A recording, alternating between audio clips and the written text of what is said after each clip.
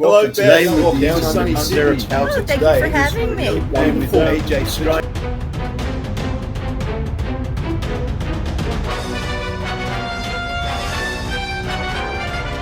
Hi, I'm Paul Rushworth-Brown, host of Down Under Interviews, Meet the Author podcast, and History Bards over in the US. And we're here with fantastic author, an Australian author, but living in Canada, Jude Munro. Jude has written a novel called The Season of Gold, Dust and Guilt. Jude, welcome to the show. Hi, Paul. Nice to be here. So, the Eureka Stockade. Yes, an iconic event. Yeah, it's Very a good old, daunting to tackle.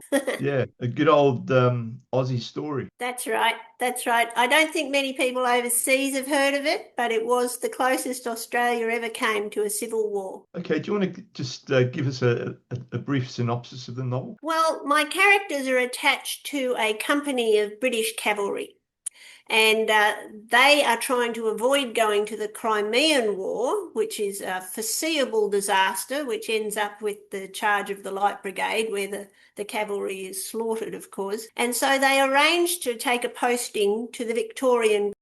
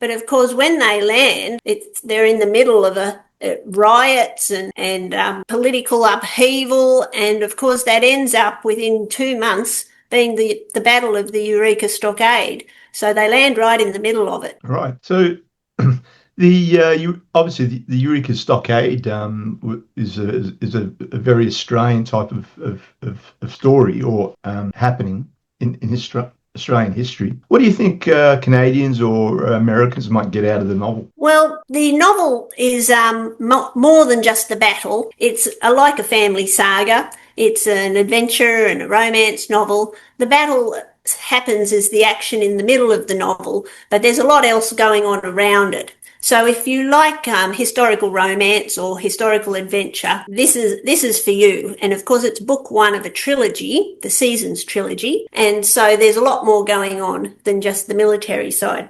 But I would say, particularly for the Americans, there is a large part of American history that happened because there were so many Americans, so many Californian 49ers who went down to Australia in the 1850s. And they actually formed the independent Californian Rangers, which was 200 strong, mounted American miners, all with weapons, and they were right involved in the battle. And I don't think that's a bit of history that Americans know, but it really was a very exciting part that the Americans played a big part in the battle. All right. So the Season of Gold, Dust and Guilt begins with people escaping the brutality of the Crimean War to walk straight into this other war. Were you interested in the idea that human beings often fail to recognise danger until it's too late? Well, in this case, every choice these characters had represented danger, because even just the journey to Australia was so dangerous. The steamships were just starting, but it was several months to get down there, and there was always disease on the ship, and there were shipwrecks. So just the journey itself was very dangerous. And then when they arrived, of course, they landed right in the middle of trouble. So there were no safe options for these characters. They were trying to find one, but really in the time of the decade that it was, the 1850s, everything represented danger. I suppose the other part is, all this took place in the time of the gold rush in Victoria. So yeah, it's a pretty multifaceted story. Yes, I like to put in a bit of everything. I've got action, adventure, romance. I've got the politics of the time, and although I've written it as pure entertainment, I just want it to be a rollicking read for everyone. I do take the history very seriously. I did not want to get the Battle of the Eureka Stockade wrong. So I did a lot of reading and a lot of research before I finally picked up the pen, because it is a very complicated event. You can look at it from so many different angles, from the traditional owners of the land, the Wadawurrung, who are watching all these miners come in and just dig up their country. And then there's the miners who were being so brutally treated by the police, many of whom were ex-convicts and completely corrupt. So they had a righteous fight on their hands. And then, of course, there were the government forces who were so vastly outnumbered. There were like 20,000 miners and only 200 or 300 police trying to keep order when everybody had weapons and everyone was worked up. So it was really difficult to know how to frame it and whose perspective to tell it from. So I'm hoping that people will enjoy what I managed to do with it. So, I mean, especially Australians, they've got this sort of like romanticised image of the gold rush. Was it important for you to challenge a romantic mythology surrounding it? Well, the thing I challenged was that the mainstream history has completely left out the traditional owners and the women. It's all written as if they were only men there. So I really enjoyed fixing that balance, because there were a lot of women there. And of course the Wadawurrung was still there and involved in the goldfields, as well as watching all the trouble go down. So I enjoyed filling in those gaps in the history. Yeah. Tell me about the life of a woman, at that time in the Victorian goldfields. Well, in fact, the women in the goldfields had some more freedom. Although the conditions were very brutal, they were able to work if they wanted to. So when I was researching it, some of the doctors' wives down there, they had clothing stores. Some of them were running the newspaper. So there were opportunities for women down there, but of course it was very rough living and very difficult if you were raising a family in tents and on camps and mining sites. But it was an interesting time for women to be down there. Yeah. Okay, so the one of the main protagonists, Sarah Cartwright, tell us about her. Well, Sarah is the Major's daughter, and she has spent her whole life moving between barracks and camps. She's never lived in a house, and she desperately wants to settle down somewhere. But every time it looks like there's a chance, they get sent off somewhere else. So she's very unhappy to be sent off to Australia when she was hoping to get a nice little English country house and garden. But she has a lot of skills from growing up with the military. She shoots and she rides, but mainly she works as a nurse, as an army nurse. And this is just before Florence Nightingale came along and revolutionised nursing. So she's been doing it the tough way with no support from the army. And she actually finds it as an opportunity when she gets down to the goldfields, and she's able to work as a nurse and study under one of the doctors there. So she sees it as a learning place. But of course, she really wants to settle down. She wants to get back to England.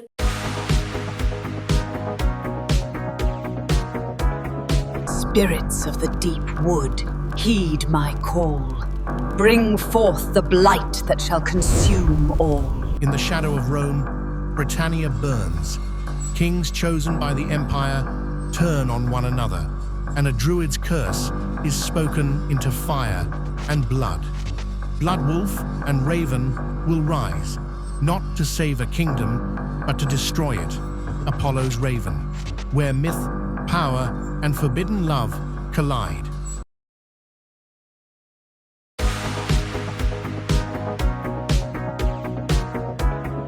But then, of course, the romance occurs with the main male character, Rhys Cartwright, who comes from a titled family, but he has been disinherited and press-ganged into the military in his younger brother's place. So he's also quite reluctant to be there. And of course, he has to make a decision what he's going to do in the battle because he's fighting civilians and he never signed up for that. So he has to make a lot of decisions about whether he's going to actually fight or not.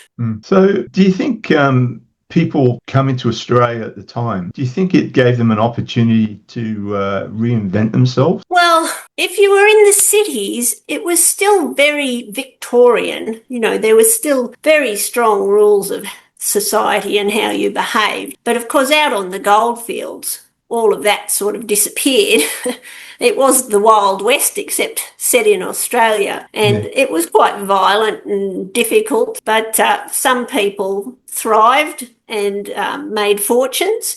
And some people, of course, had no luck at all. So there was this sort of swing between poverty and bonanza all the time in all the campsites. When you were researching the Australian goldfield, what disturbed you most about how people were living? Well, I suppose it was just the absolute lack of medical care because Sarah, being a nurse, she's exposed to that. There are people getting blown up because they're using dynamite in the mines. The women keep having their crinolines catch in the fires and their terrible burns. The children are getting run over by wagons and there's a lot of fights as well. So if you were needing medical attention, you were in big trouble. These people that went to the goldfields, they're obviously dreamers. There was soldiers there was migrants, there was criminals. Yes, well, everybody went. When gold was first discovered, the cities just emptied out. I read that the Melbourne police force had 55 police, and then the day gold was declared to be found, 50 of them deserted, leaving 5 behind. And that is why the police on the goldfields were just so brutal and corrupt. They had to take anyone, and many of them were ex-convicts and had been brutalised themselves. So all the progress that was being made in the cities just stopped because of the workforce just took off to the goldfields.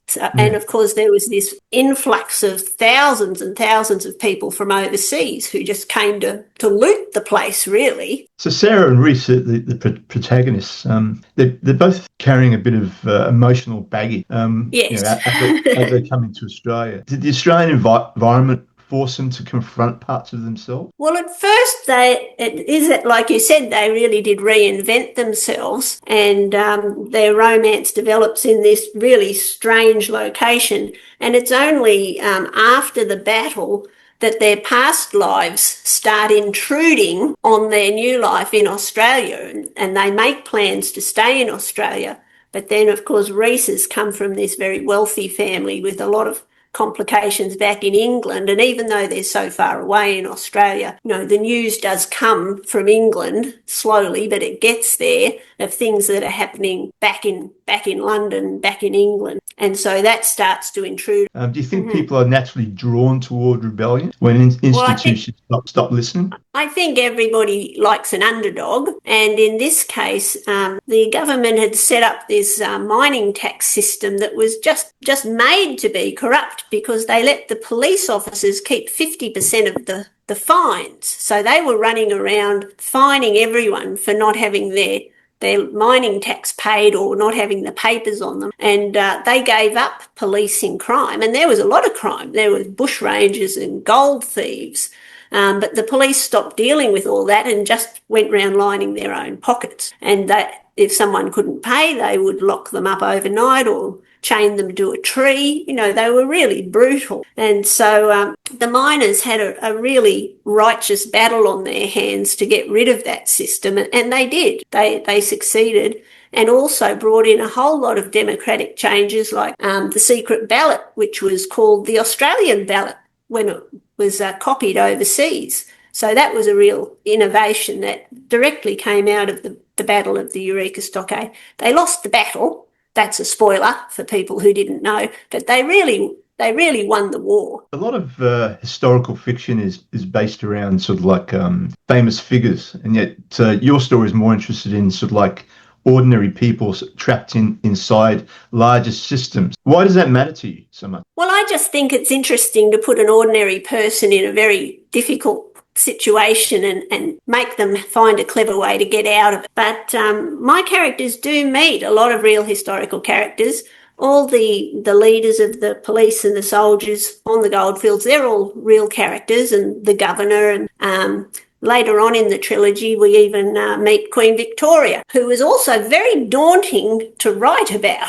A lot of people know a lot about Queen Victoria, and if you're going to put her in your story, you've got to get that right. So that's the fun of historical fiction, I think. With your novel, we're looking at sort of like ambition, love, war, class, survival, also like colliding together. Did you see the Goldfields almost as a pressure cooker for human behaviour? Oh, they certainly were a pressure cooker. But a lot of that pressure was from the poverty that was there, because most people weren't successful. Some people were wildly successful, but many people just were living in abject poverty there. But in my novels, the class problem is a problem because of Reese's background, and it comes back to bite him when he thinks he's started a whole new life, and of course the old life won't let him go. But the main conflict is between love and duty, and of course growing up in the military, there's a very strong feeling that you've got to do your duty all the time, and often, of course, that leads to terrible losses in families of people who go and fight and don't come back. And then in this case, Reese, of course, has duties back in England that are in complete conflict to how he and Sarah have planned to live their lives in Australia. So that's the major conflict of the novel. When you were writing the novel, was there a particular moment when you were writing where you realised the story had become emotionally darker or more complicated than what you first expected? Well, the second and third book are more complicated than the first one. The first one, where we're following a linear journey out to Australia and all the events that happen. But the second and third one, they're really struggling with all the complications in their lives. But I really did try and write it as a ripping yarn. I wanted it to be pure entertainment, just this romp through the 1850s with all the exciting things that were happening. The title, The Season of Gold, Dust and Guilt, it sounds like pretty, sparkling. But there is something deceptive about it. Well, the guilt is meant to be the glitter of London, because the story does start in London with Reese having to take part in the London season, and he's expected to find a wealthy wife and going to all the balls. So we do start off in that very Bridgerton type glittering scene, and then of course reality bites, and they end up going to Australia, which is all very, very dusty and dry. But I really enjoyed writing the English people arriving in Australia, seeing the strange animals and hearing the strange birds for the first time. That was a really fun thing to write. So there are dark things in the novel. It is an adult novel, but mostly it's meant to be a rollicking read and a ripping yarn. Jude, this is my favourite part of the interview. So what I'm going to do is I'm going to ask you 10 quick fire questions. Oh, no, I've been dreading this. No time to think. All right, so they're just one or two word answers, unless I ask you to sort of I'll do my best. Everybody seems to get nervous around this part. Okay, so Goldfields or manor houses? Oh, manor houses. Sarah or Reese? Sarah. Romance or survival? I'd have to say survival. Steamship or horseback? Steamship. Crimean War or Eureka Stockade? Oh, Eureka Stockade. One word that describes Australia in your novel? Exciting. Morning Rider or Night Rider? Night Rider. Plot everything or discover as you go?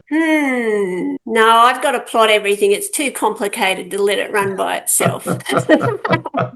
One historical figure you'd love to interview? Well, Jane Austen, of course. Last question. One emotion you hope readers feel after finishing the novel? Well, I hope they feel satisfied, because I have a lot of threads that all wind around and pass around each other and interact. But at the end, they all link up beautifully at the end. And I'm hoping people get a real feeling of satisfaction out of that. Wonderful, wonderful. It sounds like an amazing story. Well, I thought I was writing one book, but it was such a big story. It ended up as 3 books to my surprise, but I'm very pleased with it and I hope everyone enjoys it. Jude, it's been fantastic having you on the show, and I wish you the very, very best with your novel. And Thanks so much. I look forward to catching up with you again once the other two novels are released. Yes, we could do a catch-up when all 3 are out and see how they're travelling. All right, nice to meet you. All right, thank you, Paul.